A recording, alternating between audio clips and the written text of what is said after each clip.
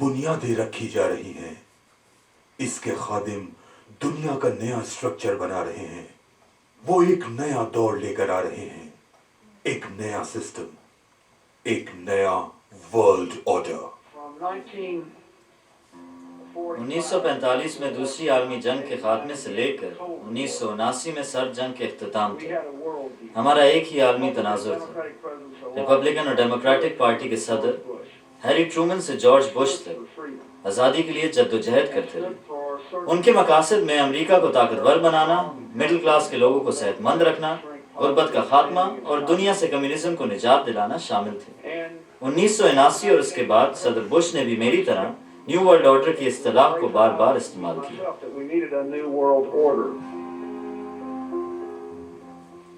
अब हम एक नई दुनिया की तस्वीर उभरते हुए देख सकते हैं, जिसमें एक हकीकी न्यू वर्ल्ड ऑर्डर वजूद में आ रहा है। एक नया वर्ल्ड ऑर्डर कायम करने का मकसद पुराने ऑर्डर में बैलेंस कायम करना था। 1990 में पुराना ऑर्डर सर्द जंग के खात्मे के साथ ही खत्म हो गया और लोगों ने नए वर्ल्ड ऑर्डर की बातें शुरू कर दी। इनके कहने का मतलब ये था कि एक नया सियासी वर्ल्ड ऑर्डर वजूद में आ रहा है। इस वक्त लोगों ने ये इदराक ना किया कि दुनिया में ग्लोबलाइजेशन इतनी तेजी से दुनिया को तब्दील करके रख देगी और लोगों की जिंदगियां तब्दील हो जाएंगी। अब हम पर यह हकीकत आश्कारा हो रही है कि फौजी कुव्वत के साथ साथ इक्तिसादी ताकत ने भी ग्लोबलाइजेशन से होने वाली तब्दीलियों में अहम रोल अदा किया है।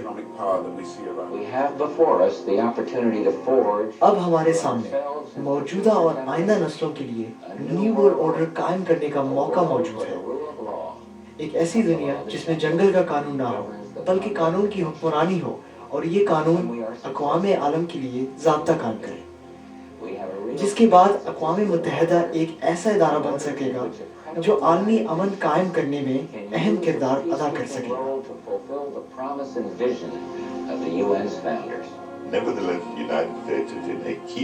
अमेरिका इस वक्त अहम मकाम पर है। बुश की सदारत के बाद एक न्यू वर्ल्ड ऑर्डर तश्कील पाएगा। Within the next 4 years, we will see the emergence of a new international order. एक नए इंटरनेशनल ऑर्डर की शुरुआत होगी। एक उम्मीद है कि हर कोई इस नए वर्ल्ड ऑर्डर के लिए सरगर्म होगा, जिसमें मुख्तलिफ निज़ाम और इक़दार के तहत चलने वाली अक़वाम अमन के साथ रह सकेंगी और न्यू वर्ल्ड ऑर्डर कायम करेंगी।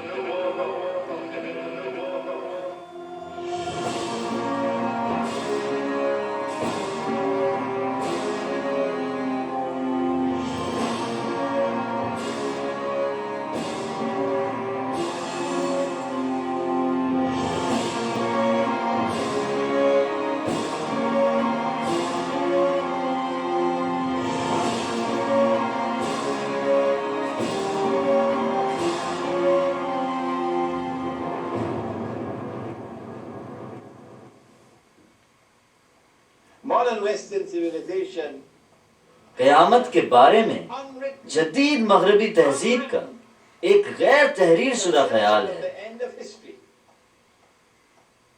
जिसका ताल्लुक मुक़द्दस सरज़मीन से वाबस्ता है। मॉडर्न मग़रिबी मज़हब में एक अदाकार काम कर रहा है।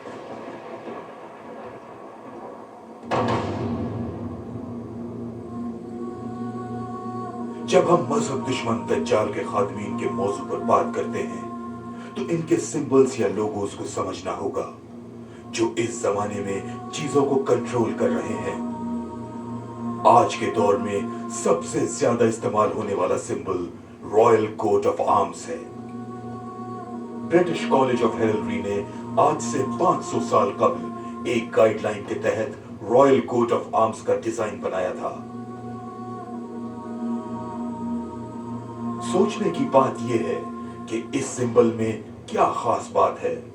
सबसे पहली बात तो यह है कि रॉयल कोट ऑफ आर्म्स और बरतानिया का ताल्लुक अबरानी नस्ल से वाज़ेह होता है।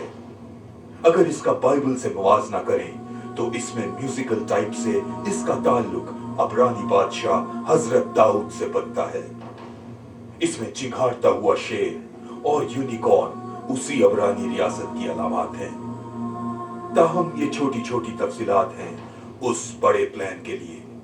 रॉयल कोट ऑफ आर्म्स में जो अलामात मौजूद हैं, इनका जिक्र बुक ऑफ रेवलेशन में आया है, जो एंटी क्राइस्ट यानी दज्जाल की निशानियां बयान करती है। रीछ के पैर हैं, तेंदुए का जिस्म और मुंह शेर का है। ये नीचे एक बला है जिसने इसको ताकत और असर रसूख दिया है। ये एंटी क्राइस्ट का सिंबल अब इतना फैल चुका है कि अब इस दुनिया के हर घर में पाया जाता है।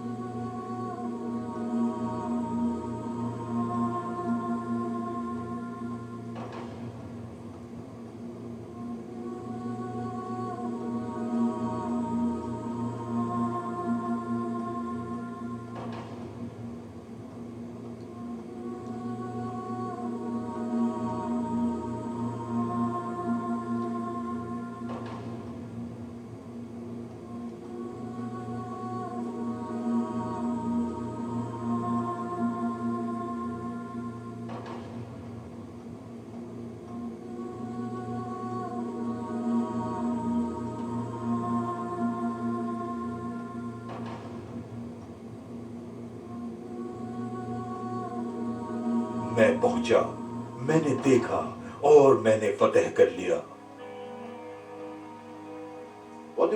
हम इसको क्या समझें?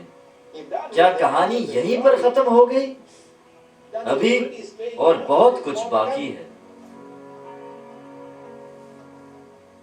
We're talking about a clique, an elite group, whose religion हम इस वक्त एक बड़े ग्रुप की बात कर रहे the हैं। Illuminati. इस ग्रुप का मजहब ओल्ड टेस्टामेंट हरगिज नहीं है। ये तो इल्यूमिनाई यहूदियों अरबपति सहूनियों का ग्रुप है, जो न सिर्फ अमेरिका को कंट्रोल करता है बल्कि दूसरी बड़ी सुपर पावर रूस और मशरिक वस्ता को इसराइल के जरिए कंट्रोल कर रहा है।